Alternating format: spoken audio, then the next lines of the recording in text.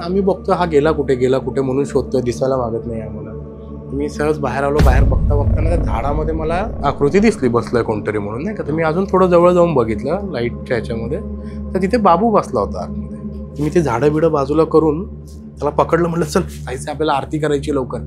तर त्यांनी जोरात हात झटकला माझा एकदम आणि रागाने बघतोय माझ्याकडे. त्याला पकडला, तर छोटा मुलगा, तो पकडला, उचलून आणला बाहेर. उचलून आणला तसा रडायला लागला, मोठ्याने रडायला लागला एकदम. आणि रडता रडता मध्येच एकदम डोळे असे मोठे करून एकदम विचित्र स्माईल द्यायचा.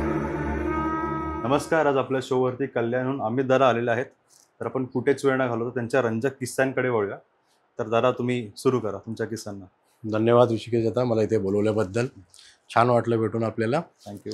किस्से तसे बरेच आहेत लाईफमध्ये. एक 35 वर्षाचा अनुभव आता याच्यामध्ये बऱ्याचशा गोष्टी घडल्यात. ओके. मी स्वतः आधी जे MSc ऑर्गॅनिक केमिस्ट्री वगैरे केलेलं, त्याच्यामुळे कधी भूत वगैरे या विषयात कधी मानत नव्हतो, मान्यता नव्हतीच कधी. पण ते म्हणतात ना, मानो या ना मानो टाईपमध्ये बरेचसे ज्या गोष्टी तुमच्यासोबत घडतात, तुम्ही बघता आणि मग जे अनुभव तुम्हाला येतात त्याच्यातनं, मग तिथे you find hard to believe की नक्की विश्वास ठेवावा तरी कसा, पण घडतं तर तुमच्या समोरच आहे, तुम्ही बघताय त्या गोष्टी समोरासमोर. त्याच्यामुळे you can deny it easily. आणि तुम्ही लॉजिकल रिझन फाइंड आउट करायला बघता की यार हे नक्की कशामुळे झालं असेल, काय मानसिक गोष्ट त्रास आहे एखादा की काय बऱ्याचशा गोष्टी. पण those things are above explanation, नाही एक्सप्लेन करू शकत बऱ्याचशा गोष्टी. तर असे बरेचसे किस्से घडलेत. मला सगळ्यात पहिल्यांदा मला अनुभव आला ना, तो माझ्या कॉलेज डेजमध्ये. ओके. मी म्हणजे माझं शिक्षण इकडे मुंबईमध्येच झालं होतं, पण कालांतराने कसं पप्पांची गावाला पोस्टिंग त्या साईडला झाल्यामुळे मी भोरला गेलो. भोरच्या जवळच माझा आजोळ आहे तिकडे. अच्छा. तर कॉलेजसाठी मी BSc करण्यासाठी भोरमध्ये गेलो होतो. तर भोरमध्ये माझा एक मित्र होता, गणेश म्हणून. त्याचं आता सरनेम तर मला आठवत नाही आहे, बरंच वर्ष झाली त्याला कारण त्या गोष्टीला. तर तो वर्गात नव्हता माझ्यापेक्षा एक 3-4 वर्ष लहान होता तो.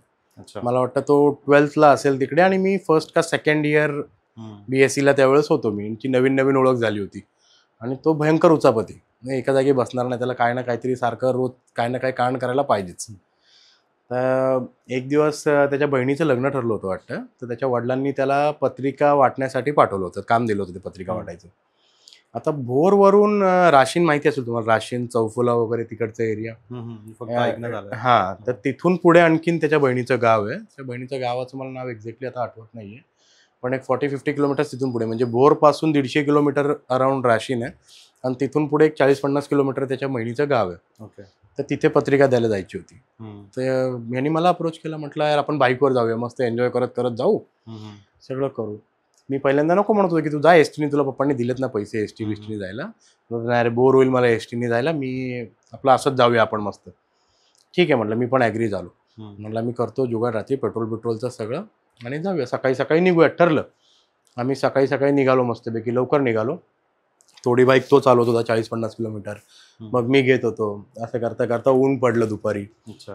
जाताना आम्हाला कॅनल लागला रस्त्यामध्ये. अच्छा. तर कॅनलवरती मुलं पोहत होती. तिथे गेलो आम्ही, पोहलो वगैरे मस्त. पोहून झाल्यावरती स्विमिंग नंतर भूक लागली भरपूर. आणि तेव्हा कॉलेज डेज ना, जास्त पैसे वगैरे नसायचे त्यावेळेस. तर जाता कार्यालय लागलं. तर ते म्हणतो चल इकडेच जेवण करूयात मस्तपैकी. म्हणून तिथे गेलो, जेवण वगैरे केलं. आणि मला सिक्स सेन्स माझा आधीपासून एक आहे की बाबा, मला काही गोष्टी होण्याआधी ना, मला एक कल्पना, अचानक एक क्लिक होतं मला. इंट्युशन्स मला येतात आतून. तर त्यावेळेस तिथून लग्नातून निघताना ना, त्याची बाईकची चावी हरवली. त्याच्याकडे बजाज CT 100 होती, 90चं ॲव्हरेज द्यायची मस्त, आणि त्याची चावी हरवली. आम्ही बऱ्याच चाव्या लावून बघतोय, पण मला अचानक मध्ये इंट्युशन आलं. एक काका चालले होते, त्यांना मला असं वाटलं की यांची चावी लागणार. अच्छा. अचानक आतून ते हे आलं की मी काकांना म्हणलं, काका 2 मिनिटं चावी द्या ना, तुमची लागेल चावी. ते म्हणतात अरे नाही खराब करशील चावी तू, उगाच ते फोर्सफुली करशील. तर म्हटलं नाही तुम्ही द्या तर 2 मिनिटं. चावी घेतली आणि विदिन एक चालू झाली गाडी. चावी काढून त्यांना तशीच दिली, गाडी ऑनवरतीच. ठीक आहे, ते ऑनच ठेवलं. आता किक मारली की गाडी स्टार्ट व्हायची. मग तिथून पुढे गाडी स्टार्ट केली, आम्ही गेलो. आम्हाला जाता जाता मला वाटतं 5 वाजले असतील, पुढे 5-6 वाजले असतील, 5-5:30-6चा टाईम. तिथे जाऊन पत्रिका दिली, त्याच्या बहिणीने पोहे वगैरे बनवले आम्हाला, आणि ते पोहे वगैरे खाऊन गप्पा मारता मारता 7-7:30 वाजले असतील. संध्याकाळ झाली, 3 झाली. आता परत माघारी निघायचं आहे आम्हाला. तर त्याची बहीण, दाजी सगळे आम्हाला सांगतात की अरे रस्ता खराब आहे, जाऊ नका.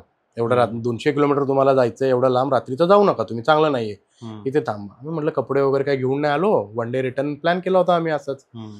तर म्हटलं परत माघारी फिरायचं, आम्ही थांबत नाही. मी पण गणेशला म्हटलं यार मला ऑड वाटतं थोडं कोणाच्या इकडे, ओळख ना पळक आपण राहणार कसं कुठे, त्याच्यामुळे म्हटलं माघारी फिरूयात, चल उशीर झाला तर झाला. पुण्यामध्ये भारतीय विद्यापीठला पण माझा एक फ्लॅट आहे तिकडे, तर अच्छा. तिथे मी राहायचो आधी. बिफोर BSc माझं 10वी 11वी 12वी विद्यापीठात झालंय. तर तिथे सगळे मित्र वगैरे आहेत माझे. माझ्या मित्राचं एक हॉस्टेल पण आहे तिकडे मेन चौकामध्ये, तर तिथे हॉस्टेल्सच्या रूम्स भाड्याने देत होतो. बरेच रूम्स पण रिकामे असतात आणि तिथे वरती हॉस्टेलच्या वरती लोक कॅरम पत्ते बित्ते पोरं खेळत बसलेली असायची. म्हटलं चल ना 1-2 वाजतील आपल्याला घरी पोहोचायला, उशीर जरी आला ना तरी आपण जाऊ तिकडे आणि त्या मित्राच्या टेरेसवरती तिकडे मस्त एन्जॉय करूया, बसूया तिकडे, झोपूयात आपण. म्हणून आम्ही माघारी निघालो परत. तरी ते आम्हाला अडवतायत की नका जाऊ, ऐका नका जाऊ. आम्हाला काय वाटलं रस्ता खराब आहे म्हणजे लोक अडवत असतील, चोऱ्या माऱ्या वगैरे होत असतील, है ना. तर म्हटलं काय नाही, आम्ही दोघं आणि त्यावेळेस कॉलेज डेज थोडं रग असते ना. म्हटलं काय नाही, काळजी करण्याचं काय नाही, आम्ही पोचू, व्यवस्थित पोचू म्हणून निघालो. आता निघालो तिकडनं 8 वाजले असतील निघता निघता आम्हाला, तरी पण अंधार पडला पूर्ण. आणि त्या साईडला स्ट्रीट लाईट नावाचा प्रकारच नाहीये. अच्छा. अजिबात रस्त्याला काय लाईटच नाही. आणि आपल्या इकडे तरी लवकर जवळजवळ गावं लागतात, त्या साईडला ना गावं लांब लांब आहेत. म्हणजे एक 8-8, 10-10 किलोमीटरमध्ये असं काही गावच नाही मला वाटतंय. Okay. जास्त गावं नाही आहेत, रोडच्या साईडला गावं नाही आहेत. मे बी रोडपासून एखादा फाटा जात असेल तिकडे आतमध्ये गावं असेल, पण ते मेन रोडला गावच लागत नाही. तर आता भिगवणवरनं तुम्ही राशीनला येता, राशीनला एक मोठा चौक लागतो, तिकडनं एक रस्ता याच्या गावी जातो.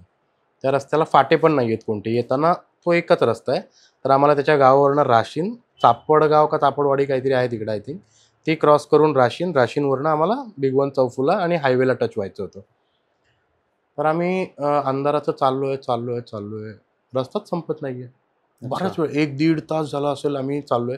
थोडे खड्डे बिड्डे होते रस्त्याला म्हणून हळू चाललो होतो, एक 30-40च्या स्पीडने आम्ही जात असू.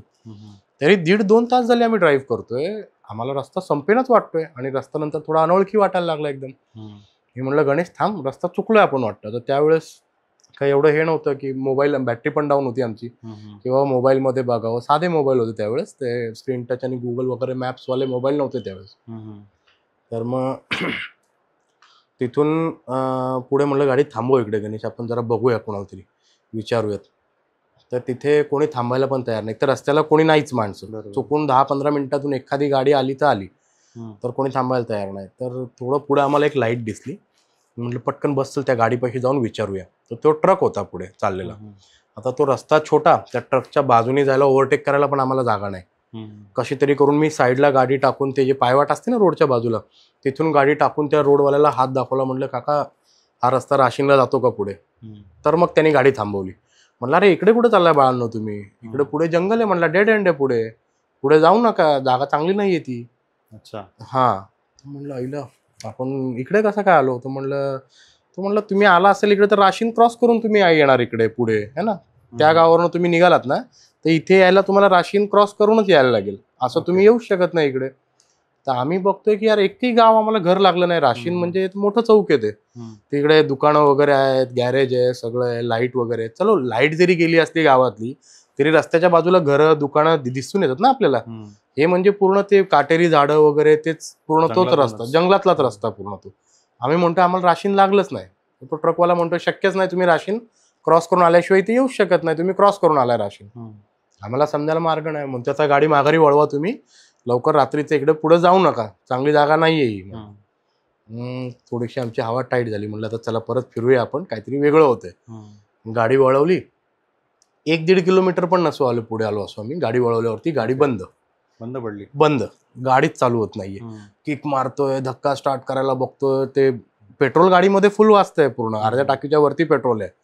फूक मारून बघतोय, कार्बोरेटरच्या इकडे हे करून बघतोय, स्पार्क प्लग साफ करून, काही नाही. चावी पण हरवली होती ना? चावी तर नव्हतीच, पण ते ऑन होतं, गाडीचं जे होतं ना ते ऑन होतं सिस्टम. आणि ते डायरेक्ट नंतर करून पण घेतलं पूर्ण, ते वायरिंग अटॅच करून, तरी गाडी स्टार्ट व्हायला मागत नाहीये. पूर्ण स्पार्क प्लग साफ करून बघितलं तरी नाही होते गाडी चालू, काहीच कळायला मागत नाही, गाडी का चालू होत नाही. मग परत आम्ही माघारी उलटं गाडी म्हणलं चल ढकलत नेऊया, थांबण्यात अर्थ नाही इकडे, कारण इकडे कोणत नाहीये. एखादं कोणी दिसलं आपल्याला तर त्याला रस्त्यामध्ये आपण हात दाखवू आणि विचारू रस्ता. तर आता आम्ही परत रिटर्न उलटा चाललोय, गाडी ढकलत. रात्री 9:30-10चा टाईम असेल, मला आठवत नाही त्यावेळेस. आणि बॅटरी पण माझी फोनची पूर्ण डाऊन होती, डेड व्हायला आला होता फोन. आणि त्यावेळेस अमावस्या होती. अमावस्या मला का आठवते माहिती आहे, कारण रिटर्न जाताना ना एक एक फाटा आम्हाला ह्या साईडला जायला लागला दुसरा. ओके. ठीक आहे. तर तिथे ना एक बोर्ड लावला होता, जे मार्ग दाखवतात ना रस्ता, हे इतका किलोमीटर ते इतका किलोमीटर, कलर वगैरे त्याचा उडला होता असं जरा. पण अंधार इतका होता ना, त्या बोर्डवरचं आम्हाला जवळ जाऊन पण नीट वाचता येत नव्हतं. तर त्याच्यामुळे ते मला आठवते की ती अमावस्या होती त्या दिवशी, कारण मूनलाईट पण नव्हती त्यावेळेस. ओके. तर मला त्या बोर्डवरचं पण वाचता येत नव्हतं की पूर्ण काय लिहिलंय, कुठे जायचं, नक्की डिरेक्शन कोणत्या गावाला दाखवतंय काय. आणि ह्याच्यासाठी पण तिकडचं नवीन होतं, बहीण त्याची नुकतंच लग्न काही वर्ष आधी झालं असेल, त्याचं पण जास्त जाणं नव्हतं तिकडे, त्याच्यामुळे त्यालाही तिकडची आयडिया नव्हती काय. मग आम्ही त्या जो 3 रस्त्याचा ना तिथेच थांबलो आम्ही.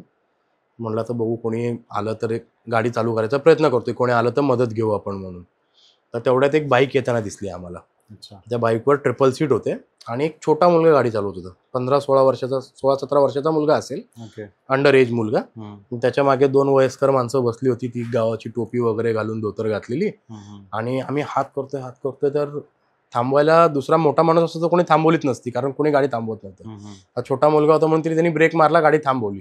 पण थांबवल्यावरती आम्ही रस्ता विचारतोय तोपर्यंत तो मागचा माणूस त्याला ओरडला, थांबू नको, गाडी काढ लवकर म्हणून, काय थांबायची गरज नाही वगैरे म्हणून. कारण तो रस्ता थोडा इनफेमस आहे की लोक अडवतात, लुटमार करतात, काही करून. मे बी त्याची भीती त्यांना असेल किंवा काय असेल म्हणून तो काय थांबला नाही, सरळ त्यांनी गाडी काढली.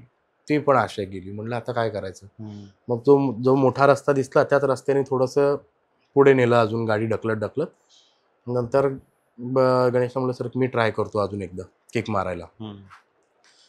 मी 5-6 किक मारल्या, फूक मारली गाडीमध्ये, परत देवाचं नाव घेतलं. म्हटलं बाबा काही होऊ दे, काढ मला ह्याच्यातून, नाही का, इथे रात्र नाही काढायची आहे मला. आणि काय दैवयोगाने गाडी स्टार्ट झाली अचानक. स्टार्ट झाल्या एकदम आम्ही फुल एक्साइटेड मध्ये, गणेश बस लवकर, बस पटकन बस, म्हणलं गाडी काढूयात. थोडा कचरा अडकल्यावर कसं गाडी करते त्या टाईपमध्ये मे बी गाडी थोडं डुडूर करायला लागली होती. आम्ही बसलो, गाडी सुसाट काढली तिकडनं. आणि बघतोय की बाबा रस्त्यात कोणी दिसलं तर त्याला रस्ता विचारू, कारण आता कुठे चाललोय, उलट रस्ता आम्हाला माहित नाहीये, आणखीन कुठे चुकायला नको म्हणून म्हणलं कुणाची हेल्प घेऊ. गाव घर काही जरी लागलं रस्त्यामध्ये ना तर थांबूया आणि विचारूया, असं म्हणून आम्ही चाललोय. तर पुढे गेलो तर पुढे एक शेत होतं आणि त्या शेतामध्ये मोठं झाड होतं. ओके. असं रस्त्यापासून मला वाटतं एक 30-40 फूट आतमध्ये असेल ते, है ना, 30-40 पावलांच्या वरती तिथे. तर त्या मोठ्या झाडाखाली ना एक माणूस असं, ते 2 पाय नाही का असे घेऊन बसतात, असं हात ठेवून 2 पाय अशी मुंडी खाली घालून बसलाय. ते गणेशला मला दोघांना दिसलं. गणेश म्हणतो थांबव, ह्याला विचारू रस्ता. आणि मी थांबवायला तयार नाहीये गाडी.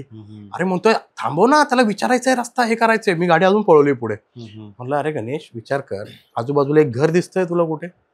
लाईट नाहीये, घर नाहीये, काय नाहीये, कोण माणूस आहे, काय झाडाखाली बसलाय तिकडे आतमध्ये. तो गाडी एकदा आपली चालू होत नव्हती, कशी तरी करून चालू झालीये.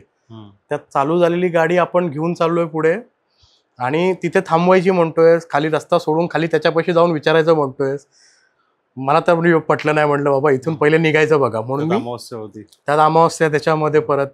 आणि त्यावेळेस एवढं काय आधी वाटत नव्हतं, पण नंतर हे जसे किस्से एक घडायला लागले आमच्यासोबत, तसं ती लेवल भीतीची वाढत जायला लागली. आणि त्याच्या आधी चकवा काय असतो काय हे काहीच माहित नाही मला, नाही काय या गोष्टींच्या बद्दल. मग नंतर तिथून तशीच गाडी पळवली, पुढे आलो. तिथे पुढे रोडच्या साईडला एक 9वारी साडीवाली बाई, ऊस होते तिकडे लावलेले, ऊस शेतामध्ये. म्हणजे हा रोड आहे, रोडच्या बाजूला एक मोठं असं गटार टाईप असतं ना, कालव्या टाईप पाणी जायला शेतामध्ये, कॅनल टाईप असतं, रोडच्या बाजूलाच असतं एक ते. तर ते होतं आणि त्याच्या पलीकडे ऊसाचं शेती पूर्ण. तर तिथून आम्ही पुढे निघालो त्या माणसापासून. मी काय थांबवली नाही गाडी तिकडे, कारण डाऊट मला खूप मनामध्ये वाटलं त्याच्याबद्दल, डाऊटफुल. थोडं पुढे आलो असेल 1 किलोमीटर, आणि गाडी मध्ये झटके मारत होती. ठीक आहे, कधी बंद पडेल सांगता येत नाही. मनामध्ये धाकधूक चालू की परत जर या अंधारामध्ये इकडे अडकलो मध्ये, कारण कुठेतरी लाईट आणि घर काय दिसत नाही तोपर्यंत म्हणलं थांबायचं नाहीये आपण. आणि गाडीला लाईट पण डिम होती, इतकी पॉवरफुल लाईट नव्हती त्याच्या, जुनी गाडी होती सिटी 100.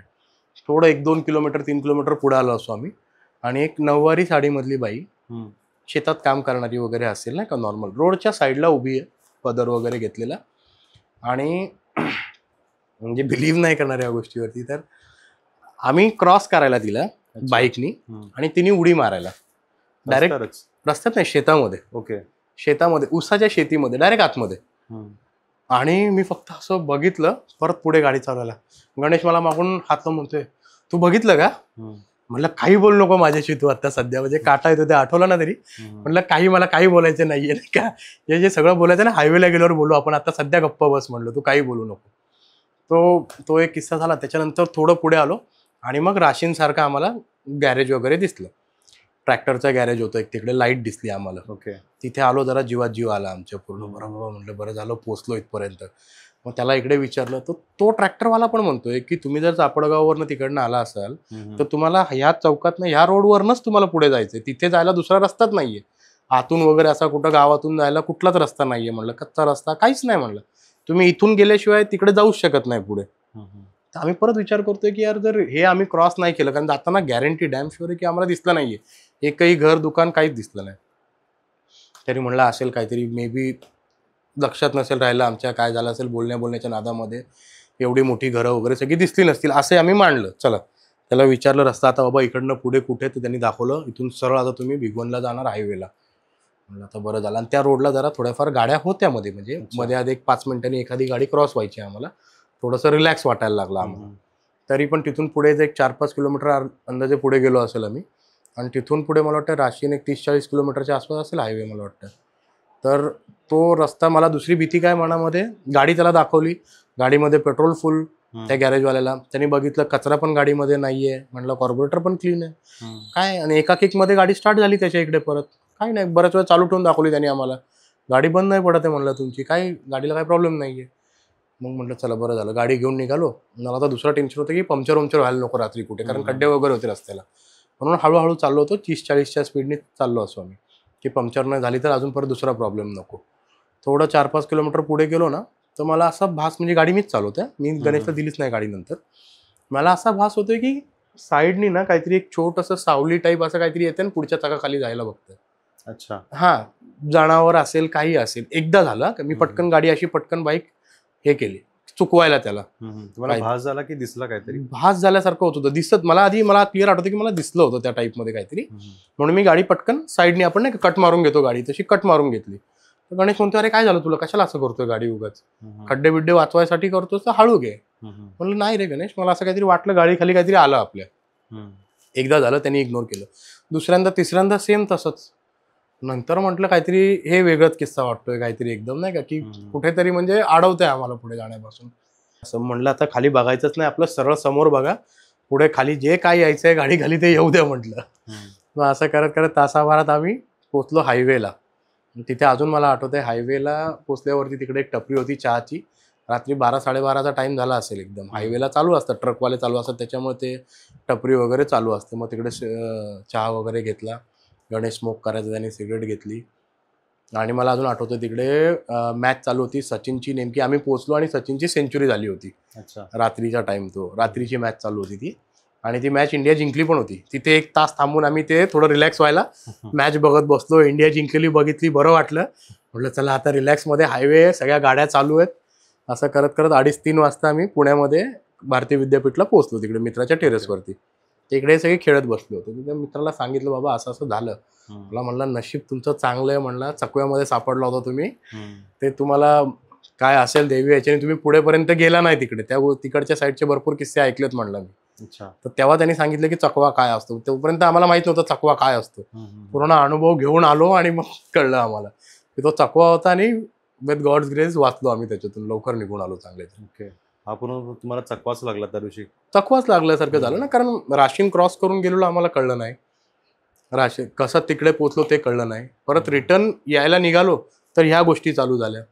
झाडाखालचा माणूस दिसणं किंवा काय, आपण म्हणतो एखादा दारोडा असेल, पण तो गावापासून 8 किलोमीटर दारोडा कशाला जाईल रात्री एका झाडाखाली बसायला, ते पण विचार. वाईट कपडे घातले होते? कपडे तर मला आठवत नाही, पुसटची आकृती होती, पण माणूस बसलाय असं गुडघे दोन्ही हातात हे करून, धोतर वगैरे काय घातलेलं त्यांनी, तेवढं मला अजून पण माझ्या माइंडमध्ये क्लिअर आहे. आणि त्याला बघून एकदम गणेश एक्साइटेड झाला, थांबो थांबो थांबो गाडी, याला विचारू आपण. म्हटलं बाबा राहू दे याला विचारणं. निघून आलो तिकडनं. येता येता परत ते बाई दिसणं किंवा गाडी खाली काहीतरी येतंय तो भास होणं, म्हणजे रिटर्न येताना आम्हाला थोडक्यात अडवण्याचा प्रकार किंवा काहीतरी ते चालूच होतं त्या गोष्टीचं, जी काही निगेटिव्हिटी असेल त्या एरियाची तिकडची. पण तेव्हापासून मग विचार करतो रात्री जायचं असेल कुठे तर, कोणी सांगितलं रस्ता खराब आहे ना, तर हा अँगल पण मग डोक्यात येतो. रस्ता खराब म्हणजे फक्त अडवत नाहीत, तर अशाही गोष्टी असू शकतात, तिकडच्या लोकल्सना माहिती असतात. अच्छा. आणखीन एक आहे, माझे रिलेटिव्ज आहेत, कल्याणमध्येच राहतात. अच्छा. त्यांच्या मुलासोबत झालं होतं. पजेशन म्हणतो ना आपण, म्हणजे ओके. एखाद्याला झपाटतं. हम्म, हम्म, हम्म. तर ते मी याच्या आधी कधी बघितलं नव्हतं. पहिल्यांदा लाईव्ह त्यावेळेस समोरासमोर बघितलं आणि लहान होतो मी पण त्यावेळेस. मला वाटतं मी 10th ला असेल. ओके. 10th-11thच्या टायमाचा किस्सा आहे हा. आणि माझ्या रिलेटिव्सच्या इकडे मी बरेच दिवस तिकडे त्यांच्याकडे राहायला पण असायचो मी. एकदम जवळचे रिलेशन होते आमचे. गणपती होते त्यांच्याकडे, 10 दिवस गणपती असतात आणि संध्याकाळी आरती वगैरेसाठी पूर्ण आजूबाजूची चाळ होती त्यांची, म्हणजे तिकडे. आणि गणपती उत्सव त्यांच्याकडे मोठा असतो. सगळं आजूबाजूच्या घरातले सगळे आरतीसाठी येतात. पूर्ण मोठी आरती होते जंगी. तर असा संध्याकाळचा टाईम होता, 7-8चा टाईम असेल, संध्याकाळच्या आरतीचा टाईम. हम्म. आणि सगळेजण गोळा झाले आजूबाजूचे आरती करण्यासाठी. आणि त्यांचा छोटा मुलगा, त्याला फॉर एक्झाम्पल आपण बाबू म्हणूयात, बाबू बाबू म्हणायचे त्याला सगळेजण. तर तो ज्युनियर KGला होता, 3 वर्षाचा असेल, 3-3.5 वर्षाचा मुलगा छोटासा. ओके. तर आम्ही त्याला शोधतोय, कुठे गेला कुठे गेला. आरती घेताना पहिल्यांदा त्याला देऊयात ताट म्हणून, नाही काय करायला. तर तो कुठेच दिसत नाही. सगळे रूम्स बघितले, इकडे दिसत नाहीये, बाहेर बघितलं दिसत नाहीये. तर आता ते जे रिलेटिव्स आहेत ना, त्यांच्या चाळीच्या समोर पूर्ण शेत लागायचं, अख्खं पूर्ण शेत. अच्छा. तिथे आत्ता सोसायटी झाल्यात, मोठ्या मोठ्या सोसायटीज झाल्यात तिकडे आता भरपूर. पण त्यावेळेस मला वाटतं मी 10वीला असतानाचा टाईम, ते पूर्ण शेत होते. तिथे म्हशीचा एक गोठा होता पुढे शेतामध्ये. तर ते म्हशींसाठी ते जे गवत बिवत लागतं ना, ते शेतामध्ये ते लोक करायचे. आणि त्या एंडला ना तिकडे एक असं झाडी झुडपं आहेत खूप. आणि त्या झाडांमध्ये वारुळ आहे, असं मोठं वारुळ आहे. आपल्या चेस्ट हाईट इतकं मोठं वारुळ असेल असं एकदम, 4-5 फुटाचं. तर तो आता बाबू छोटा, तो अंधारात स्वतः एकटा जायला घाबरायचा. कधी एकटा जाणार नाही, रूममध्ये पण अंधार असेल तरी जाणार नाही. आम्ही बघतो हा गेला कुठे गेला कुठे म्हणून शोधतोय, दिसायला मागत नाही आम्हाला. मी सहज बाहेर आलो. बाहेर बघता बघताना त्या झाडामध्ये मला असं एक आकृती दिसली, बसलोय कोणतरी म्हणून, नाही का. तर मी अजून थोडं जवळ जाऊन बघितलं लाईटच्या ह्याच्यामध्ये. तर तिथे बाबू बसला होता आतमध्ये, ओके. त्या वारुळाच्या जवळ झाडांमध्ये जाऊन. म्हणलं हा इकडे गेला कसा काय आतमध्ये, एवढा लाईट नसेल तर रूममध्ये जायला घाबरतो, आणि हा तिथे जाऊन कसं काय बसला. मी ते झाडं बिडं बाजूला करून त्याला पकडलं. म्हणलं चल जायचं आपल्याला, आरती करायची लवकर. गणपती बाप्पाची आरती चालू झाली आहे, करायची पटकन, चल आरती घे लवकर म्हणून. तर त्यांनी जोरात हात झटकला माझा, एकदम यायलाच तयार नाही. अच्छा. तिथेच बसला एकदम आणि रागाने बघतोय माझ्याकडे. म्हटलं काय रुसला असेल हा, याला घरी कोणीतरी ओरडला असेल, काय बोलला असेल, हा रुसून आलाय वाटतं इकडे म्हणून. तर मी पण त्या नॉर्मल याच्यामध्ये त्याला पकडला. तर छोटा मुलगा, तो पकडला, उचलून आणला बाहेर. उचलून आणला, तसा रडायला लागला, मोठ्या मोठ्याने रडायला लागला एकदम. घरात घेऊन आलो तिकडे आतमध्ये, त्याचं काही रडणं थांबेना. आता ते रिलेटिव्ह, त्याची मम्मी, तिला वाटलं मी मारलं काय. मी पण 10वीला, मी पण छोटाच ना.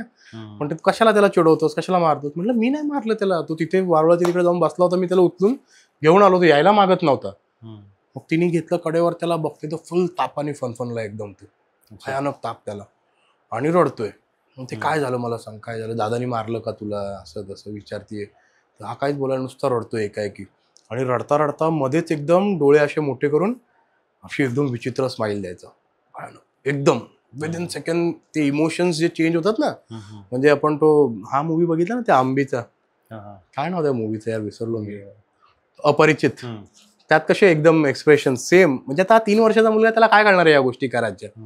रडतोय एकदम मोठ्याने, बोकडापासून रडतोय, डोळ्यातून पाणी येतंय, आणि त्यात पाणवल्या डोळ्यांनी मध्येच असं एकदम हे करून अशी स्माईल देणार एकदम मोठी.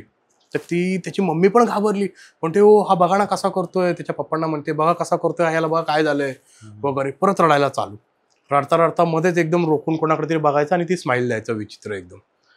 तर त्यांना कळलं काहीतरी भलताच प्रकार दिसतोय हा, हे काय नॉर्मल नाहीये म्हणून. आणि कोणालाच ऐकत नाहीये तो, त्याला आवरायला बघतायत सगळे, झटकून देतोय सगळ्यांना. 3 वर्षाचा पुरा, एकदम ताकद आली त्याला एकदम वेगळीच. मग नंतर तिकडेच मागच्या चाळीमध्ये ना एक देवी वगैरे अंगात यायची एका मुलाच्या. अच्छा. तो थोडंफार बघायचा या गोष्टींमध्ये. तर म्हणले जा पटकन त्या दादाला बोलून घेऊन या वगैरे. आम्ही सगळे पळत पळत गेलो आणि तिकडे त्याला सांगितलं असं असं होतंय. त्याला कळलं काय प्रकार आहे काय नाही. तिथे वारुळापाशी जाऊन बसला होता. तर तो लोकलच होता तिकडचा, त्याला माहिती असणार ना की इथे कुठल्या निगेटिव्ह शक्तीज आहेत, काय कशामुळे झालंय. तो अंगारा वगैरे काय घेऊन आला तिकडनं घरून येताना. चला पुढे तुम्ही, म्हणला मी येतो. मागून तो पुडीमध्ये काय ते घेऊन आला अंगारा वगैरे सगळं. आणि तोपर्यंत इकडे सगळेजण त्याला आवरायला बघतात, छोट्या मुलाला बाबूला. पण तो कोणाला ऐकेना. मग तो अंगारा घेऊन आला आणि त्याच्या कानापाशी जाऊन काहीतरी मंत्र बोलला. काय बोलला असेल एकदम हळू आवाजात, आणि मग मोठ्याने ओरडून बोलला कुडी सोड. असं ते त्याच्या हातातलं अंगावर काहीतरी टाकलं असं त्याच्या अंगावरती, म्हणला कुडी सोड. कुडी सोड म्हणजे कोकणामध्ये तर त्याचं मे बी गाव कोकणच्या साईडला असेल, ते देहाला कुडी म्हणतात ना, बॉडीला आपण म्हणतो ना कुडी, तसं. तर कुडी सोड म्हणून असं 2-3 वेळा ओरडला तो आणि ते अंगावर टाकला. तसा तो बाबू एकदम शांत बेशुद्धच पडला एक प्रकारे. मग त्याला बेडवर नेऊन झोपवला. त्याला म्हणले ही पुडी त्याच्या उशापाशी ठेवा, उशा खालीच ठेवून द्या म्हणले रात्रभर, आपण उद्या बघूयात काय करायचं ते काय. मग तो शांत झोपला बाबू. ती पुडी वगैरे ठेवली त्याच्या उशापाशी. दुसऱ्या दिवशी मग त्यांनी येऊन ते काय देणं वगैरे असेल काय त्यांना द्यावं लागतं मे बी. ते म्हणजे ते लोक पण जे पजेस करतात ना, दे वॉन्ट समथिंग. त्याच्यामुळे त्या एंटिटीज पण अडकलेल्या असतात, ते एंटिटीज. तर ते त्यांना जे काय पाहिजे असेल तर ते बघत वगैरे कोणी असतात, ते बघणारे असतात, मे बी ते कम्युनिकेट विथ देम, त्यांना कळतं. त्याने सांगितलं, मग ते दिलं आणि मग तिथून पुढे तो क्लिअर झाला. आणि कसं म्हणतात, ते मनुष्यगण जर असेल ना एखाद्याचा, तर ही गेट्स पजेस्ड इझिली. देवगणला पजेस नाही करू शकत, राक्षसगणला पण नाही करू शकत पजेस मे बी, पण दिसतो ना, किंवा त्याला राक्षसगणला पण दिसतो, देवगणला पण दिसतो. मला वाटतं मी स्वतः देवगण आहे माझा, पण मला दिसलं, मला जाणवतं पण. अच्छा, की जवळपास काय असेल वगैरे. मनुष्यगण जे आहेत ना, ते गेट इझिली पजेस्ड. आता हे दोघं पण, मुलगा पण आणि त्याचे पप्पा पण, दोघं पण मनुष्यगण आहेत. त्या वारुळाजवळ काय होतं का तिकडे? मी बी असणारच त्याशिवाय. म्हणजे तो जो दादा जो आला होता ना, त्याला माहिती आहे तिथे काय होतं ते. त्यांनी सांगितलं नाही आम्हाला, आम्ही विचारलं पण, म्हणलं जाऊन द्या, ते खूप जुनं आहे म्हणलं, ते आत्ताचं नाही आहे, कमीत कमी म्हणजे 300-400 वर्ष आधीच आहे, एवढंच बोलला तो. पण ते काय काय नाही इनडेप्थमध्ये त्यांनी सांगितलं नाही, पण ते म्हणलं बऱ्याच आधीपासूनचं आहे ते. मी असं ऐकलं की वारुळाजवळ आहे ना, जसं मी सांगितलं मला आठवलं की वारुळामध्ये काहीतरी एक एनर्जी असते, ती पॉझिटिव्ह की नेगेटिव्ह ती मला माहिती नाही अजून, कारण मी कोकणातलं असल्यामुळे सासरी गेलो होतो गावी, तर तिकडे वारुळाचं एक अख्खं मंदिर आहे. अच्छा. म्हणजे वारुळाचंच मंदिर आहे. सांगतात की त्याच्या आतमध्ये एक आहे म्हणून नाग आहे तिथे, पण तो बाहेर येत नाही, किंवा काहीतरी एक स्पेसिफिक टाइमलाच बाहेर होतो, पण त्याचं भव्य मोठं मंदिर आहे वारुळाचं. पण ते कळत नाही. आपण कोकणामध्ये आता आपण सगळ्यांना म्हटलं की हा देव आहे, तो देव आहे, भरपूर देव असं प्रकारचे, भरपूर प्रकारचे देव आहेत, पण ते कोणते, ती एनर्जी कशी आहे ती अजून माहिती नाही.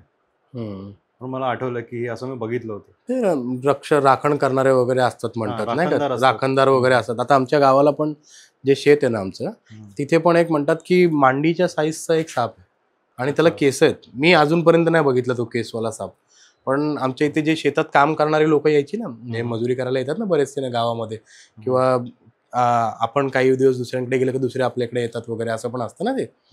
तर ते म्हणजे यायचे कामाला ना, भात काढणी वगैरे, आमच्याकडे भात शेती भरपूर असते, तर भात शेती जनरली डिसेंबर-जानेच्या टायमाला मला वाटतं त्यावेळेस होत असेल ते. तर त्यावेळेसच्या टायमाला, कारण जूनमध्ये लागण होते, जून, जुलै, ऑगस्ट, सप्टेंबर, ऑक्टोबर, त्या टायमाला मला वाटतं निघत असेल 4-5 महिन्यांनी. तर तिथे ना शेतामध्ये ते भात जेव्हा कापतात, गवत वगैरे पण आजूबाजूने वाढलेलं असतं भरपूर, पावसाळ्याचा सीझन झालेला असतो ना तो, तर त्या गवतामध्ये बऱ्याच लोकांना दिसलाय साप तो, आणि त्याला केस आहेत म्हणून सांगितलं. मी वैयक्तिक नाही बघितलं पर्सनली, पण सेम टाईपचं वर्णन. आता बऱ्याच वेळेस आता काय मजुरीसाठी माणसं भेटत नाहीत, तर आम्ही कातकरी समाजाची माणसं वगैरे असतात, ते लोक उक्तं घेतात डायरेक्ट. एक 50-60 किलोमीटर आमच्या गावापासून वरती वेल्ल्यामध्ये तिकडे असतात ते लोक ना, त्यांना आम्ही डायरेक्ट उक्तं देऊन टाकतो की बाबा हे एवढं एवढं आहे, काढा आमचं म्हणून, नाही का ते. तर ते लोक येतात, त्यांच्याकडनं पण सेम टाईपचं वर्णन ऐकले, जे गावातले लोक सांगत होते की बाबा मला एवढ्या एवढ्या मांडीसारखा जाड आणि असं केस असलेला असा साप दिसला. तर कधी कधी त्या लोकांना पण काढता काढता तो दिसतो. कोणाला अजूनपर्यंत त्यांनी काही त्रास दिला नाही, काय नाही. मे बी त्याचं तिकडे वावर असेल, काही असेल तिकडे, मे बी, मला पण आयडिया नाही, पण दिसलाय बऱ्याच लोकांना. कोकणात पूजतात पण, पूजत असतं ना. बरोबर. गोष्टींना मी तर मग सांगितलं की मनुष्यगण, देवगण आणि राक्षसगण. त्याचाच आणखीन एक किस्सा आहे त्या मुलाचाच, म्हणजे तो जो 3 वर्षाचा होता ना, आता रिसेंटली बाबूचाच. तर काय झालं, मित्रांसोबत मला वाटतं 10वी त्याची झाली असेल, आणि मित्रांसोबत तो जायचा इकडे पुढे आदारवाडीच्या पुढे, तिकडे आतमध्ये तलाव वगैरे आहेत ना, गणपती विसर्जन करतात तिकडे. तर हे लोक कॉलेज वगैरे क्लासेस झाल्याच्या नंतर ना रात्रीचे तिकडे जायचे टाइमपास करायला. तिकडे काहीतरी त्यांचा अड्डा होता, गप्पा बिप्पा मारायला तिकडे जाऊन बसायचे रात्रीचे 10-10, 11-11 वाजेपर्यंत तिकडेच असायचे. तर तिकडनं एक दिवस आला तो, आणि त्याला खोकला सुरू झाला अचानक, भयानक खोकला. खोकायचा असं म्हणजे 8व्या फ्लोअरवर त्याचा फ्लॅट असेल ना तर ग्राउंड फ्लोअरला आवाज यायचा तिकडे रात्री, आणि तो खोकला रात्रीच चालू व्हायचा. ओके. हा, रात्री त्याला झोपून द्यायचं नाही. झोपला ना तो की भयानक खोकला चालू. तो रात्रभर सोफ्यामध्ये बसून काढायचा पूर्ण, सकाळी 5-6 वाजेपर्यंत बसलेला, त्याला ओके. झोपच यायची नाही.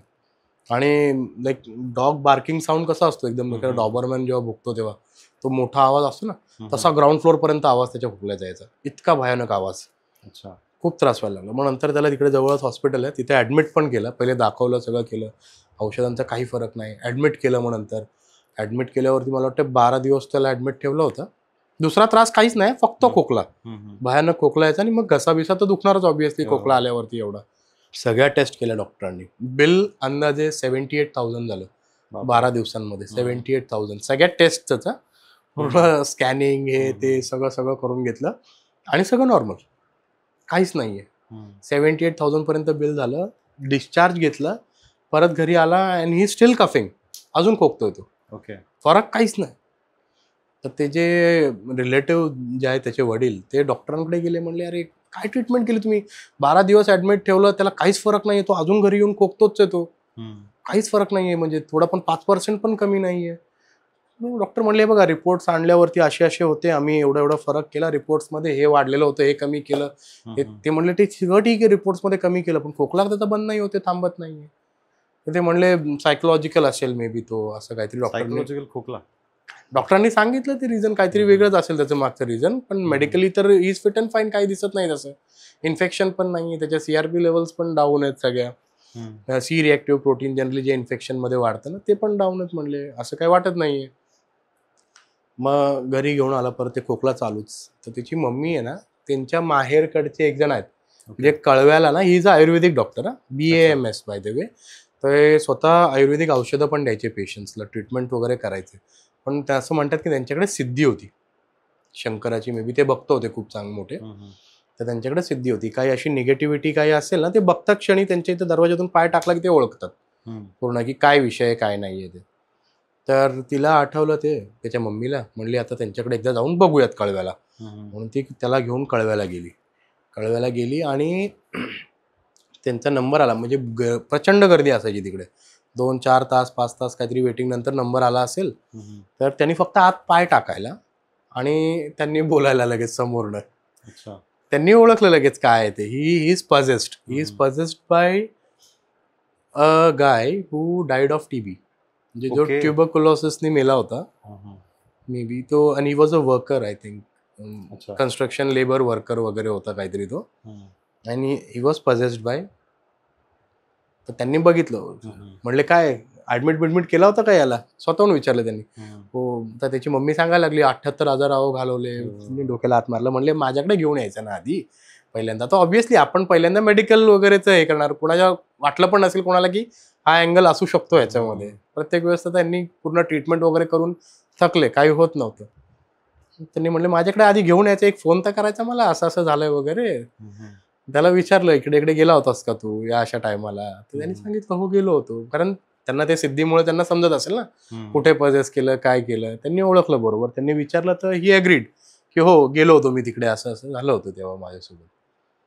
त्यांनी काय ते छोटं मोठं ते करून दिलं, काय करायचं असेल ते. पण फ्रॉम दॅट डे ऑनवर्ड ना त्याचा खोकला पूर्ण बंद. ती काढली ती entity from that same time. Okay. म्हणजे काहीतरी मला वाटतं 4 का 5 वाजता त्यांचा नंबर आला तिकडे, आणि ते जे छोटासा विधी त्यांनी केला ना, त्या 5 वाजल्यानंतर तो खोकलाच नाही परत. असं पण नाही की ग्रॅज्युअली कमी झाला किंवा काय नाही, स्टॉप, डायरेक्ट तिथेच स्टॉप. जे काय असेल ते उतरवलं असेल. हा, उतरवलं. तर ते पण it is hard to believe ना, कारण 12 दिवस ऍडमिट केलाय, तरी त्याचा खोकला थांबत नाहीये. घरी घेऊन आलाय परत, तरी खोकला चालूच आहे. आणि तिथे गेल्यावरती विदिन लाईक एक स्विच आपण ऑन करतो तसं, आणि डायरेक्टली हे गायब खोकला. पण तुम्हाला असं काय वाटतं की तुमचं काय मत आहे याच्यावरती, ही ज्या was souls possessed. असतात, एंटिटी असतात अशा, त्यांच्या आपण म्हणतो की अतृप्त इच्छा असतात, बऱ्याचशा गोष्टी असतात. आपल्या इकडे कसं ना, आपल्या ग्रंथपुराणांमध्ये पण लिहून ठेवलंय की 86 दशलक्ष योनी आहेत, वेगवेगळ्या योनी आहेत. मनुष्य ही एक योनी आहे. सम योनीज आर लाईक अबाव, आणि काही नीच योनी आहेत, काही उच्च योनी आहेत, काही नीच योनी आहेत ना. उच्च योनींमध्ये आपण असं म्हणतो की मनुष्य योनीनंतर गंधर्व योनी आहे, गंधर्व योनीनंतर आणखीन असं स्टेप्स आहेत वरती जाईपर्यंत. यक्षिणी आहे, अप्सरा आहेत, वेगवेगळ्या योनीज आहेत. है ना. देव योनीमध्ये पण इंद्र पण परमनंट नसतो असं म्हणतात. जसे तुमचे कर्म चांगले असतात ना, you climb up the ladder. एक एक योनी वरती आपण जातो, चांगले सत्कर्म आपण करत जातो. कारण आपला जे सनातन धर्म इट रिव्हॉल्व्ह अराउंड कर्म. कर्म कोणाला चुकलं नाहीये पूर्ण. देवाने जरी मनुष्य रूपात अवतार घेतला असला तरी पण ते कर्म त्यांना फेडावं लागलंय. जर श्रीरामाने बालीला बाण मारला असेल लपून, तर तोच बाण रिटर्न त्यांनी कृष्ण जन्म घेऊन त्या बहेलियाच्याकडनं त्यांनी तो रिटर्नही घेतला. तर कर्म कोणाला चुकले नाहीयेत ऑब्व्हियसली. त्याच्यामुळं जेवढे चांगले कर्म कराल, we go up the ladder, उच्च योनीपर्यंत जातो. आणि जर कर्म वाईट असतील किंवा दुसऱ्यांना त्रास देणारी कर्म असतील तर नीच योनीमध्ये पण जातो. तर नीच योनीमध्ये पिशाच्च योनी, डाकिनी, शाकिनी, हे मनुष्याच्या खालच्या योनी आहेत. आणखीन आपण जसं म्हणतो ना, एक अबाऊ आणि खालची, म्हणजे कसं heaven we consider as above, आणि खाली पाताल वगैरे 7 पाताल आहेत, ते तलातल, रसातल वगैरे बरेचसे आहेत. तर त्याच्यामध्ये वेगवेगळ्या योनीज आहेत, अशा डिस्क्राईब केलेल्या आहेत आपल्या इकडे. तर त्याच्यातली एक पिशाच्य योनी पण एक योनी आहे. चांडाळ योनी म्हणा, पिशाच्य योनी म्हणा, वेगवेगळ्या योनीज आहेत त्याच्यामध्ये डिस्क्राईब. तर काय होतं बऱ्याच वेळेस, जर सपोज आपलं लाईफ आहे 80 इयर्स 70 इयर्सचं, देवाने तुम्हाला ते आयुष्य दिलंय, आणि for any reason if you could not complete that given time period on earth, तो यू हॅव टू सर्व.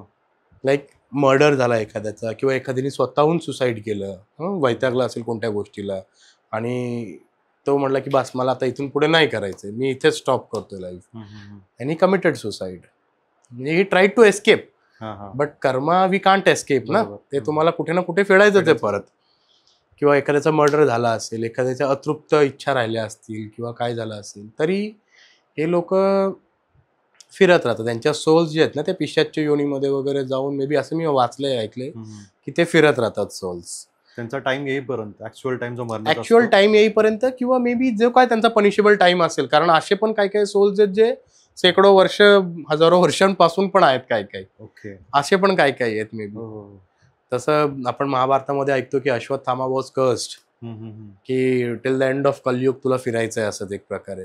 तसं मे बी काहीतरी त्यांना पनिशमेंट असेल काही सोल्सला, जे शेकडो वर्ष, हजारो वर्ष राहतात त्या योनीमध्ये अडकून, आणि त्यांना पाहिजे असते मुक्ती.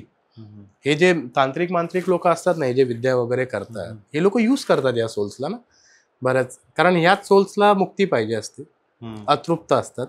त्यांच्याकडे बॉडीली डिझायर्स पूर्ण करण्यासाठी बॉडी नसते, देह नसतो. त्यांच्या इच्छा तर शांत नसतात. मे बी त्या इच्छा जर related to physical desires, hunger असेल, ॲडिक्शन्स, दारू, स्मोकिंग, गांजा, तंबाखू सारख्या गोष्टी. पण बऱ्याच वेळा आपण ऐकलं असेल ना किस्सा, की तंबाखू मागतात, चुना मागतात, खूप ऐकलंय. किंवा एखादा पॅक मागायला येतो कोणी, काही असं असेल. पण तंबाखूवाले तर आपण भरपूर ऐकलेले आहेत किस्से तसे. तर बॉडी त्यांच्याकडे नसते, पण डिझायर्स त्यांच्या जिवंत असतात. मग they are in search of some body, की कोणीतरी भेटावं, त्याच्या बॉडीच्या आधारे मी माझ्या इच्छा पूर्ण करेन. तर मग हे जे विद्या करणारे असतात ना, तांत्रिक मांत्रिक लोक, हे लोक जे समशान साधना वगैरे करतात, काहीतरी सिद्धी वगैरे करतात, तर they go and capture this souls, this poor souls एक प्रकारे. आणि त्यांना आम्हीच दाखवतात की तुम्हाला मुक्ती देतो, तुम्हाला हे करतो, तुम्ही माझ्यासाठी काही कामं कराल का. आता मुक्ती देण्याचा हा अधिकार प्रत्येकाला नसतो. जे सिद्ध पुरुष आहेत, ज्यांच्याकडे खरंच सिद्धी आहेत, may be they have that अधिकार टू गिव्ह मुक्ती, मोक्ष. प्रत्येकाला नसतो. हे जे तांत्रिक मांत्रिक असतात ना, हे लोक फक्त यूज करतात, वापर करतात त्यांचा. त्यांना मे बी बकरा कापणं, कोंबडा कापणं, किंवा काय ते अंडी वगैरे उतरवून टाकतात ना का या गोष्टी, तर ते तेवढ्यासाठी पण कामं करतात. असं कामं त्यांच्याकडनं करून घेतली जातात, की चलो मी तुला बॉडी देईल एखाद्याची, पण त्याच्या घरात जाऊन तू त्याचं पूर्ण जे सांगेल ते करायचं, वाट लावायची, त्याला फायनान्शियली पूर्ण डिस्ट्रॉय करायचा, इकॉनॉमिकली डिस्ट्रॉय करायचा, हेल्थ वाईज त्याचं पूर्ण नुकसान करायचं, या सगळ्या गोष्टी करून घेतल्या जातात. हा एक प्रकारचा चेडाचाही प्रकार त्यातच मोडतो ना. चेडा इज ऑल्सो काय, सोल्सच आहेत ते, पण सोल्सच आहेत. फक्त एवढंच आहे की काही लोक त्यांना देवासारखे पुजतात. Even those are souls. येणार होतो, कारण मी आपल्याच हिंदू मायथॉलॉजी नाही म्हणता येणार, हिंदू आपल्या हिस्ट्रीमध्येच मी एक कथा ऐकलेली. तर चेडाचं एक वेगळं वर्णन होतं की जेव्हा शंकर आणि पार्वतीचं त्यांनी जेव्हा पृथ्वीवरती अवतार घेतले होते, तेव्हा राक्षसांसोबत जे लढताना त्यांच्या सैन्यामध्ये जे होते ना, ते चेडे भूत आहेत, असं मी ऐकलं होतं. ते शंकराचे गण म्हणतो ना आपण, शिवभक्त, शिवगण. हा, चेडा म्हणजे ते कोकणामध्ये त्याला नाव दिलंय, प्रत्येक ठिकाणी वेगवेगळी नावं दिली जातात या एंटिटीजला. कोणी त्याला मुंजा म्हणेल, ब्रह्मराक्षस म्हणेल, म्हसोबा म्हणेल. आता म्हसोबा हा देवता म्हणून पूजला जातो ना, बऱ्याच ठिकाणी पूजला जातो, बऱ्याच ठिकाणी हो आहेत ना. तर इवन दोज आर सोल्स. कधी काळी ती माणसं होती. हे जे बुवा वगैरे असतात ना, जनरली बुवा म्हणजे आपण म्हणतो ना नावं, जे देवीचे भक्त असतात ते आपण त्यांना म्हणतो, जे देवीचे शिपाई, ज्यांना बळी दिला जातो. देवीला बळी देत नाही कोण आपल्या इकडे, ओके है ना. देवीला तर पुरणपोळीचा नैवेद्य असतो, पण जे ज्यांना बळी दिले जातात ना ते देवीचे सेवेकरी असतात. So those are also souls. काय काय ठिकाणी जे देवीला आपण देतो बकरा वगैरे, देवीला देवीसाठी नसतो तो, देवीसाठी पुरणपोळीचा नैवेद्य असतो. पण देवीचे जे सेवेकरी आहेत ना, गणांसाठी असतो, त्या गणांसाठी असतो. त्यांची नावं पण असतात तिथे मंदिराच्या इकडे, त्यांची नावं पण दिलेली असतात प्रत्येक देवीची. तर त्यांना कोणी राक्षस म्हणतं, कोणी सेवेकरी म्हणतं, देवीचे सैनिक म्हणतं, म्हणतं. पण त्यांना ते वशाडाचा नैवेद्य त्यांना दाखवावा लागतो. So those are also souls which are considered as like which are worshipped. आणि त्या वर्शिपमुळे किंवा त्यांच्या काही याच्यामुळे त्यांना पॉवर तेवढी मिळालेली असते. वेताळ म्हणा किंवा काही गोष्टी पूजली जातात. वेताळांची पण मंदिर आहेत ना. Vetal is considered to be the king of all ghost है ना त्याच्यामध्ये. पण मंदिर आहेत वेताळांची पण, वेतोबा वगैरे है ना. या सगळ्या गोष्टी आहेत. भैरवनाथाच्या याच्यामध्ये पण अंडरमध्ये बऱ्याचशा गोष्टी येतात. तर आपल्याकडे बरंचसं पूजलं पण जातं. Some souls are considered as divine. त्यांना पूजतो, ते तुम्हाला प्रोटेक्टही करतात. आपण पित्र वगैरे पण आपल्या इकडे पूजतात जनरली. ते पण पित्र पण बसवतात शेतामध्ये की बाबा ते रक्षण करणार, हे करणार. जात नाहीत काही काही. असे बरेचसे किस्से आहेत पण जे जात नाहीत. तुम्ही मगाशी सांगितलं की तुमचे कळव्याचे ते काका होते, त्यांच्याकडे सिद्धी होती, शंकराची सिद्धी होती. बरोबर. तर मग सिद्धी एक प्रकारे असते आणि एक प्रकारे आपण म्हणतो की तंत्रविद्या असते. तर दोघांमधला फरक काय असतं? तंत्रविद्या आणि सिद्धीमध्ये बराच फरक आहे तसं. ठीक आहे. सिद्धी ही तुम्हाला तुमच्या सत्कर्मामुळे किंवा चांगल्या कर्मामुळे प्राप्त होते आणि ती यूज करण्यासाठी काही लिमिटेशन्स असतात. आणि तंत्रविद्या ही शिकता येते. सिद्धी शिकून असं नाही करता. तंत्रविद्या ही शिकता येते आणि तंत्रविद्या तुम्ही may be for good, may be for bad, दोन्ही रिझनसाठी वापरू शकता, depending on your choices. You have that choice. एक तुम्ही हे ऐकलं असेल, हैदराबादमध्ये एक बॅथनी ब्रदर्स म्हणून आहेत. ॲस्थमाचा ते लोक ट्रीटमेंट करतात. माहिती, एक जिवंत मासा, त्याच्या तोंडामध्ये एक पिवळा कलरचा काहीतरी हे टाकतात, पिठासारखा बॉल असतो तो, आणि तो जिवंत गिळायला लावतात. इवन त्यांच्यावरती डिस्कव्हरीनी पण डॉक्युमेंटरी बनवली आहे. डिस्कव्हरी चॅनलची पूर्ण टीम गेली होती. They selected a guy who was asthmatic, school going kid, around 8-10th मधला मुलगा, ज्याला he could barely able to be walking fast, एवढं पण त्याला जमत नव्हतं. पटकन चालता यायचं नाही, ब्रेथलेस व्हायचा तो, खूप ॲस्थमा त्याला सिव्हिअर होता. तर दे सिलेक्टेड हेम. त्याला ते तिकडे घेऊन गेले, ते औषध दिलं त्याला, आणि 6 महिन्याच्या नंतर तो पोरगा फुटबॉल टीममध्ये भरती झाला त्यांच्या शाळेच्या, आणि 1 वर्षभरात तो कॅप्टन झाला त्या टीमचा. हे त्या डिस्कव्हरी डॉक्युमेंटरीमध्ये त्यांनी दाखवलं की don't know how miraculously it changed condition. जो एकदम सिव्हिअर ॲस्थमॅटिक ऑन हेवी स्टेरॉइड्सच्या याच्यावरती जो मुलगा होता, तो तिथे जाऊन तो मासा आणि ते औषध गिळल्यावरती एकदम मिरॅक्युलसली चेंज. आणि ती डॉक्युमेंटरी हे झाल्याच्या नंतर बऱ्याचशा फार्मास्युटिकल इंडस्ट्रीजनी त्यांना अप्रोच केलं की नक्की हा फॉर्म्युला काय आहे, हे आम्हाला सांगा, काय तुम्ही देता याच्यामध्ये. बरीचशी मोठी ऑफर केली, कितीतरी 100 करोडची ती ऑफर असेल मे बी. पण सिद्धीचा अर्थ असतो की तुम्ही ते पैसे घेऊन करू शकत नाही. ओके. तर त्यावेळेस त्यांनी जे सध्या करतायत ना, जी पिढी त्यांची 4थी-5वी पिढी, तर त्यांनी सांगितलं की माझे आजोबाचे पंजोबा कोण असतील आधीचे तर ते लोक राहत होते इकडे हैदराबादमध्ये. तर एक संन्यासी आले होते, साधू, त्यांच्याकडे हिमालयातनं, आणि त्यांच्या वाईफनी आणि यांनी त्यांना राहायला दिलं जागा, त्यांची सेवा केली काही दिवस. ते he was very satisfied with the service. तर जाताना तो म्हणला, काय तुला पाहिजे तर सांग, वर माग.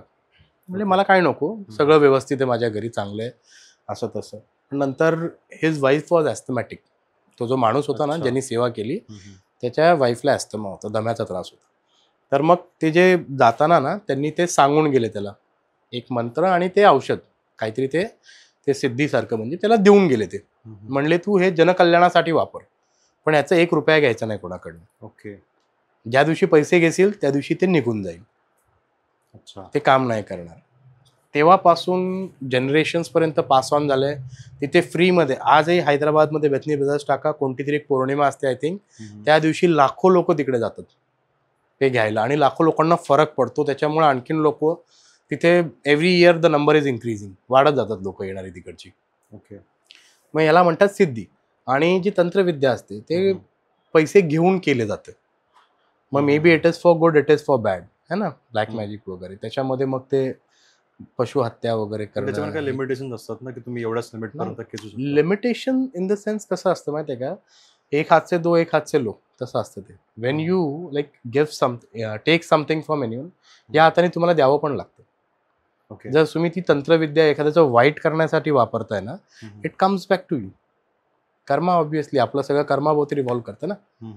हे बरेचसे म्हणजे मी असं बघितलंय, बरेचसे जे हे ब्लॅक मॅजिकचा वापर करतात ना, एक तर त्यांचा वंश बुडतो, त्यांच्या पिढीमध्ये कोण ना कोणतरी एक निपुत्रिक असतो जे या विद्येचा वापर करतात. मे बी त्यांच्या इकडे बरेचसे रिकरंट अबॉर्शन्स होतात.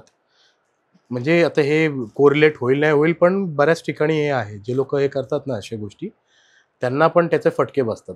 ते उलटं फिरून येतं. तुम्हाला एका तऱ्हेने तुमच्या मनासारखं ते काम करून देत आहे, पण ते तुमच्याकडनं घेत आहे पण बऱ्याचशा गोष्टी. म्हणजे तुम्हाला फेडावं लागतं परत ते.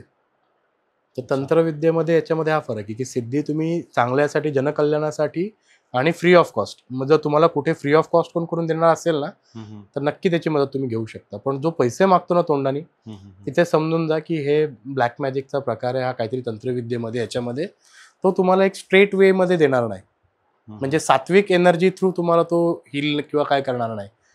तो काय ते लॉंग टर्म घेऊन करणार, असं म्हणजे आडमार्गे घेऊन जाऊन करणार तुम्हाला तो. मग बऱ्याच वेळेस त्या तशा भानगडीत न पडलेलं बरं, कारण त्याचे साईड इफेक्ट्स खूप जास्त आहेत. जसं आपण म्हणतो आयुर्वेदात थोडं लॉंग टर्म लागेल, पण बाबा विदाऊट साईड इफेक्ट क्युअर होईल. ते दुसरं क्विक फिक्सेसच्या जाण्याच्या ऐवजी त्या टाईपमध्ये होणार. तर हा फरक असतो ते ब्लॅक मॅजिक आणि सिद्धीमध्ये. ओके. माझ्या माहितीमध्ये एक व्यक्ती आहे, तर मी सध्या नाव नाही घेऊ शकत ड्यू टू पर्सनल रिझन्स. त्यांचा एक किस्सा आहे की तो पण आता आम्हाला माहिती नाही की तो केवढा खरा आहे, पण ते पण याच तंत्रविद्येशी त्यांच्याच त्याच काय बोलतो आपण साच्यामधला आहे तो किस्सा. तो असा होता की ते अशा गोष्टी बघतात, तंत्रविद्या वगैरे, कोणाचं काय करून नसेल वगैरे, पण ते चांगल्या मार्गानेच त्याचा एंड होतो. ते कधी म्हणजे जेव्हा तुम्ही पैसे मागत नाही ना समोरून, जो करणारा व्यक्ती असतो ना तो स्वतःहून, कारण जो चांगल्या मार्गाने करायचा असतो त्याला पैसे मागण्याचा अधिकार नसतो. जर पैसे ज्या ठिकाणी तुम्ही घेतले त्याचा बाजार जर तुम्ही केला तर ती विद्या तुमच्याकडे निघून जाणार.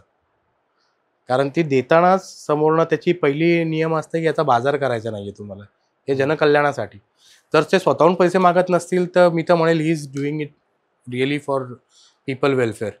पण जर ते पैसे डिमांड करत असतील तर मग मे बी ते दुसऱ्या गोष्टींचा सहारा घेत आहेत. वशीकरण वगैरे करत नाही. त्यांचा कोणाचा भूतबाधा सोडवणं किंवा कोणाचं काय चांगलं नसेल चालत तर त्याला वरती उचलणं, अशा गोष्टी करतात. तर त्यांचा काय किस्सा होता की त्यांच्याकडे एक केस आलेली, जी तेच तुम्ही मग सांगितलं किस्सामध्ये पजस झालेली एक व्यक्ती आली. तर त्याच्या अंगामध्ये एका ट्रान्सजेंडरचा आत्मा आलेला आणि तो काही केला निघायला मागत नव्हता. तर त्याचं पण तेच डिमांड होतं की मला एक वेगळी बॉडी पाहिजे, आता मी सोडणार नाही, ही बॉडी मी सोडणार नाही. आणि तो कसा रोज रात्री उठायचा पॉझस झाल्यामुळे आणि साडी वगैरे नेसून वगैरे इकडे इकडे भटकायचा, एवढं हे करायचं. मध्ये मध्ये तो ह्यांच्या घरातल्यांच्या नकळत तो जाऊन ट्रान्सजेंडर सारखा वागायचा, पैसे वगैरे मागायचा. नंतर त्याला ती सोल जेव्हा सोडायची ना, मग त्याला कळायचं कारण मी इथे काय करतोय. हे प्रकरण जेव्हा एक्सटेंड झालं घरच्यांना पण कळलं की खूप असं झालं. मग त्यांनी त्या व्यक्तीकडे ते आले जे तंत्रविद्या करतात. त्यांनी काहीतरी एक केलं, स्मशानात तो क्रिया करायला लागते असं त्यांचं म्हणणं होतं. त्यांनी स्मशानात ती क्रिया केली, पण त्यासाठी एक डेड बॉडीची गरज होती. आता ती त्याचं काय निवारण नव्हतं. तर मग त्यांनी त्याला एक बॉडी द्यायचीच आहे कोणती तरी, तर डेड बॉडी त्याला देऊयात, कारण तो काही केलाच सोडायलाच तयार नाही. काय काय खूप जास्त हे असतं. आणि जेवढं जास्त काळ बॉडीमध्ये राहील न कळत तेवढं ते जास्त अजून डिफिकल्ट टू एक्स्ट्रॅक्ट होऊन जातात. पजेस केल्या सपोज पटकन हे केलं ना, जोपर्यंत त्यांनी पूर्ण बॉडीचा कंट्रोल नाही घेतलाय तर लवकरात लवकर त्याच्यावरती उपाय केला तर ते इट इज इझी एक प्रकारे. पण तर जास्त दिवस ते राहिलं ना माणसासोबत तर मग ते तेवढं डिफिकल्ट होतं निघायला. काही काही तर किस्से असे आहेत की एंड पर्यंत ते राहतं आणि घेऊनच जातं शेवटी, असं म्हणतात. मग पुढे असा किस्सा होता की डेड बॉडी त्याला हवी होती त्या ट्रान्सजेंडरच्या आत्म्याला, आणि हे कसं स्मशानात जाऊन क्रिया वगैरे करायचं. त्याला 2 मार्ग असे होते की इदर वेस तर त्यांच्या आतली जी शक्ती होती ती नागपंथी होते. तर त्यांच्या आतमध्ये शक्ती अशी, त्यांनी जर त्या सोलला आपल्यामध्ये घेतलं आणि जर ते त्याला कंट्रोल करू शकले, मग ती कायमस्वरूपी त्यांच्या आतमध्येच राहणार. तर त्याला पुढे काय त्रास होईल वगैरे, पण ते जरा रिस्की काम होतं. हा एक प्रकार होता. तर कोणी स्वतःला का असं पुढे करेल ना, स्वतःची बॉडी. बरोबर. तर मग दुसरं असं ऑप्शन होतं की कोणतरी डेड बॉडी कोणतरी आणायची. मग ते वाट बघत होते, बरेचशांनी वाट बघितली. तर मग स्मशानात त्यांचे कॉन्टॅक्ट असल्यामुळे एक अशीच बॉडी आली जी लावारिस होती, ती कुठेतरी पडलेली वगैरे, आणि त्याचं जे गव्हर्नमेंट त्याची अंत्यक्रिया वगैरे करते. तर त्या बॉडी त्यांनी थोडंसं सांगून वगैरे, आणि ते गाव ठिकाणाचाच एरिया होता. तिकडे ती बॉडी घेतली, त्यांनी तंत्रविद्या करून त्या माणसाच्या जो ट्रान्सजेंडरचा आत्मा होता त्या आत्म्याला त्या डेड बॉडीमध्ये आणलं तंत्रविद्येने, आणि ते पटकन त्याला त्याचं दहन करायचं करून टाकलं. आता तो जरा पण हे गेला असताना ती बॉडीची उठं होती वरती. अरे बापरे. आणि तेवढं तिने ते दहन केली. हे लाईव्ह बघितलेलं होतं त्यांनी, ते करून आणलेली क्रिया होती. बापरे. आम्ही या गोष्टी आहेत, आजही आहेत, आपण मानत नाही बऱ्याचशा. का? कारण की म्हणजे दोताण पण भरपूर पसरलंय. 98% 99% लोक अशी आहेत जी फक्त एखादं कर्णपिशाचं वश करून घेतात आणि त्याच्यावरती पूर्ण गेम करत बसतात. कर्णपिशाचं तर माहिती आहे ना, जनरली एक पिशाच योनीमधली एखादी आत्मा जी तुम्ही वश करता. एखादी विधी असते श्मशानातली, ती स्मशान साधना काहीतरी करून ते तिला वश केलं जातं आणि मग ते लाईफ टाईम तुमच्यासाठी काम करत राहते ती. आणि त्याला भविष्य सांगण्याचा अधिकार नसतो त्या आत्म्याला, पण तो पास्ट प्रेडिक्ट करू शकतो. जसं आता मी सपोज बाबा बनून बसतोय, माझा दरबार चालू केला मी, तुम्ही माझ्याकडे आलात, तर माझ्याकडे जर एखादं कर्णपिशाच मी ठेवलंय ना, तर ते पूर्ण मला तुमचं पास्ट लाईफ, तुम्ही पहिलीमध्ये असताना काय तुमच्यासोबत झालं होतं, किंवा काल रात्री तुम्ही काय जेवण केलं आणि काय झालं, इथपर्यंत पूर्ण इथून दरवाजातून आत येईपर्यंत काय काय घडलं तुमच्यासोबत ना, ते सगळं माझ्या कानामध्ये सांगणार तो. आणि मी ते ऐकून तुम्हाला रिपीट करणार. फक्त भविष्य सांगू शकत नाही तो. भविष्य प्रेडिक्ट करणं हे सोपं नाही गोष्ट. इव्हन त्यालाही ते अधिकार नसतं सांगणं. तर आता मी जर तुम्हाला सांगितलं की काल असं असं झालं होतं ना तुझ्यासोबत, तुम्ही काय म्हणणार? यार बरोबर, चमत्कार आहे यार, बाबाला त्रिकाल ज्ञान आहे, पूर्ण दिसतंय सगळं. पण इट इज एक शॉर्ट, त्याला कर्णपिशाचं वश करणं म्हणतात जनरली. पण लोक पूर्ण त्याच्यावरती दरबार भरवतात आजकाल, अख्खा खेळ मांडलाय पूर्ण. सगळे लोक आपले आपले प्रॉब्लेम्स घेऊन येतात, हे लोक सांगतात तू हे प्रॉब्लेमसाठी आलायस ना, जा ठीक होईल म्हणून. त्याच्यावरती काही मनाला वाटेल ते सोल्युशन देऊन पैसे काढले जातात आजकाल. लूटमार करतात बरेचसे लोक. त्याच्यामुळं जे सिद्धी आहे ना, ते जे जेन्युइनली 1% लोकांकडे आहे पण आज, पण त्या लोकांचं पण नाव तिथे खराब होतं ना.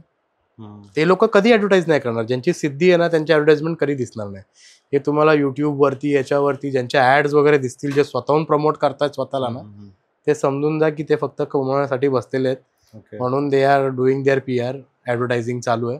आणि ज्याची खरंच सिद्धी आहे ते माउथ पब्लिसिटी आपोआप होतं. जसं बदलापूरमध्ये एक साटम महाराजांचा मठ होता. अच्छा.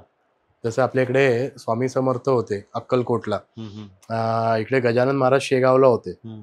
त्याच टायमामध्ये कोकणामध्ये दानोलीमध्ये शंकर नारायण साटम महाराज असतील, तर त्यांची गादी इकडे बदलापूरमध्ये चालवली जायची त्यावेळेस.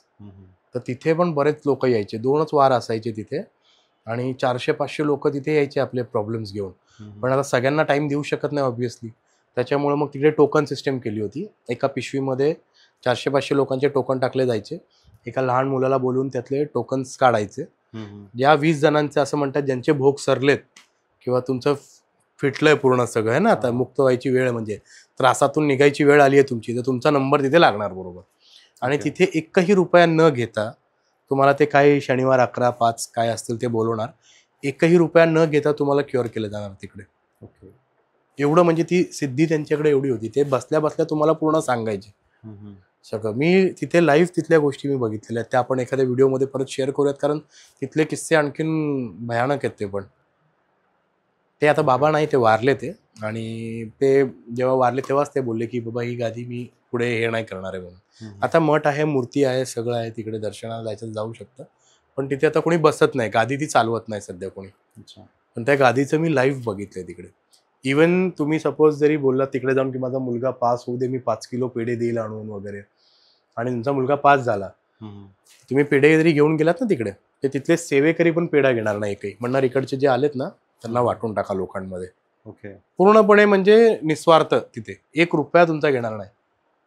तर त्याचा फरक पडतो. असे जे सिद्धी असतात ना ज्यांच्याकडे, त्याचा 100% फरक पडतो आणि विदाऊट एनी साइड इफेक्ट्स एक प्रकारे असं म्हणू शकतो आपण. ओके.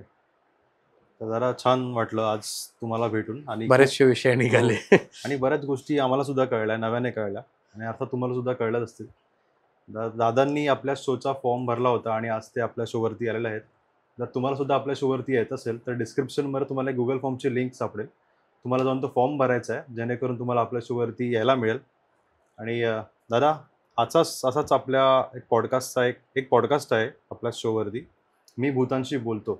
तर तो तुम्ही जाऊन बघा नक्की. कारण त्यामध्ये सुद्धा आम्ही असंच तंत्रविद्याच्या गोष्टी डिस्कस केलेल्या आहे. आणि तुम्हाला आजचा आपला एपिसोड कसा वाटला ते आम्हाला कमेंटमध्ये नक्कीच कळवा. धन्यवाद.